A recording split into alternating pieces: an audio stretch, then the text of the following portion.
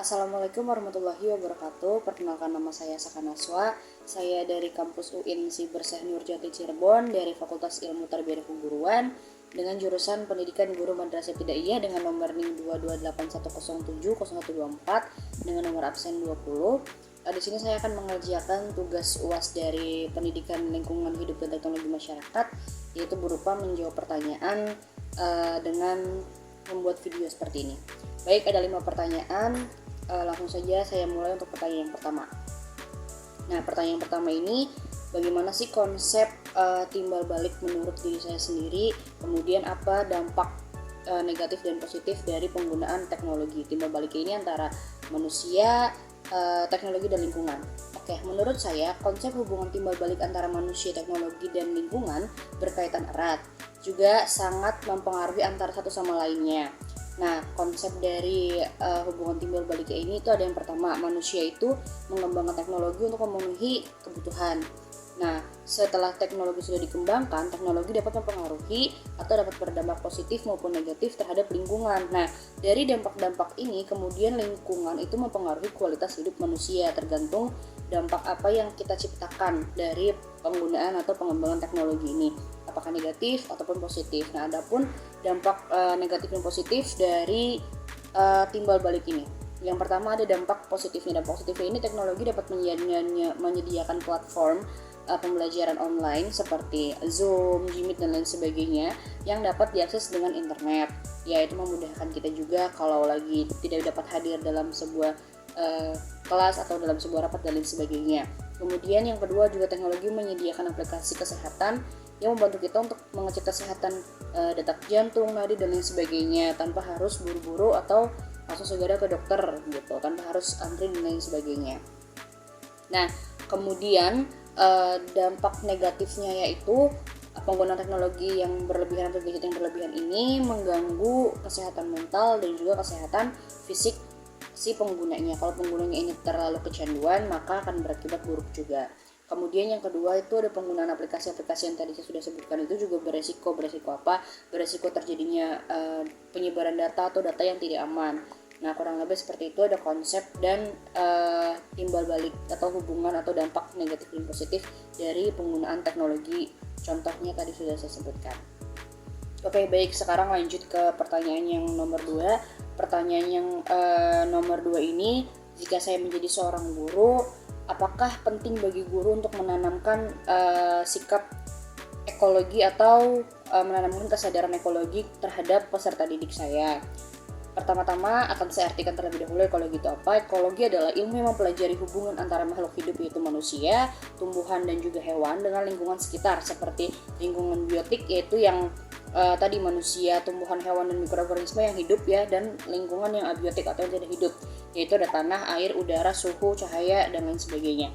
Nah, menurut saya jika saya sebagai guru itu penting untuk mengajarkan atau menanamkan sikap ekologi atau kesadaran ekologi kepada siswa, karena yang pertama dapat membantu siswa memahami pentingnya menjaga lingkungan, kemudian dapat mengembangkan juga perilaku yang ramah lingkungan jadinya. Terus yang kedua membantu siswa memahami hubungan antara manusia, lingkungan dan makhluk hidup lainnya sehingga mengembangkan empati dan tanggung jawab terhadap manusia dan lingkungan itu sendiri. Kemudian yang ketiga adalah membantu siswa bagaimana harus bertindak terhadap lingkungan tersebut agar nanti dapat dilihat dampaknya ke positif ataupun negatif. Oke, yang selanjutnya adalah teori-teori pendidikan yang relevan yang saya gunakan untuk saya menjawab tadi soal nomor 2 ya. Yang pertama ada teori pembelajaran sosial dari Albert Bandura, kemudian yang kedua ada teori pembelajaran konstruktivistik dari Jean Piaget, dan juga yang ketiga ada teori pendidikan lingkungan Lucy Sauvre. Oke, selanjutnya adalah pertanyaan nomor 3 yaitu membuat rancangan strategi pembelajaran seputar sampah plastik. Yang harus dibuat itu ada 3, itu yang pertama ada pendekatan atau metodenya, kemudian yang kedua ada kegiatan praktis, dan yang ketiga ada evaluasinya. Kita mulai dari pendekatan atau metode pembelajarannya. Yang pertama itu ada menggunakan active learning, yaitu memfasilitasi siswa untuk ikut serta atau secara langsung, secara aktif itu dalam pembelajaran. Kemudian yang kedua itu menggunakan problem based learning, yaitu guru itu memberikan sebuah masalah yang diselesaikan oleh siswa, masalahnya secara nyata terkait sama plastik tadi. Kemudian yang ketiga dia project based learning, yaitu guru memberikan sebuah project atau proyek yang harus dikerjakan siswa secara nyata ya seputar tadi yang sampah plastik itu. Nah, kegiatan praktis ini seperti apa dari metode-metode yang tadi? Yang pertama yaitu mengenalkan dampak sampah plastik terhadap lingkungan kepada siswa melalui video bisa, melalui seminar bisa, dan lain sebagainya. Kemudian yang kedua ada diskusi kelompok tentang dampak sampah plastik. Kemudian yang ketiga ada membuat poster atau membuat karya seni terkait bahayanya sampah plastik ini seperti apa, atau dampaknya sampah plastik ini seperti apa. Kemudian yang keempat ada mengunjungi tempat daur ulang sampah plastik, atau jika tidak bisa mengunjungi bisa ditampilkan melalui video. Kemudian yang kelima itu ada membuat tempat sampah di sekolah ya, atau membedakan sampah organik dan non organik itu seperti apa, itu harus dikenalkan juga kepada siswa. Kemudian yang keenam itu membuat produk daur ulang dari sampah plastik, dan yang ketujuh itu kampanye setelah kita membuat produk daur ulangnya, kampanye di sekolah, oh ini loh sampah plastik ini kita bisa buat seperti ini gitu. Kemudian evaluasi pembelajarannya itu yang pertama ada tes tulis terkait materi atau pembelajaran sudah dilakukan ya tadi sampah plastik tadi dan dampaknya dan lain sebagainya. Kemudian yang kedua ada evaluasi poster, yang ketiga ada penilaian keaktifan siswa, yang keempat ada penilaian proyek daur ulang siswa itu seperti apa. Kemudian yang kelima yang terakhir ada penilaian atau survei perilaku siswa terhadap sampah plastik selama di sekolah seperti itu. Oke, lanjut ke pertanyaan yang nomor 4. Pertanyaan yang nomor 4 itu terkait di sebuah desa itu ada pemanfaatan teknologi, namun masyarakatnya itu masih belum mengerti atau enggan untuk menggunakannya karena belum paham teknologi. Nah, kita sebagai seorang guru itu harus melakukan hal seperti apa nih untuk meyakinkan atau untuk membantu masyarakat yang kurang paham akan teknologi. Oke, saya di sini akan menjelaskan langkah-langkahnya. Yaitu yang pertama ada tahap persiapan. Tahap persiapan ini bisa dilakukan selama kurang lebih 2 minggu. Yaitu yang pertama ada mengidentifikasi kebutuhan dan kesadaran masyarakat tentang teknologi yang digunakan atau teknologi yang ada di daerah tersebut untuk penggunaan air bersih. Kemudian yang kedua mengumpulkan data terkait kondisi air bersih di desa tersebut. Jadi ada beberapa data yang air bersih, ada beberapa data yang air kotor dan lain sebagainya.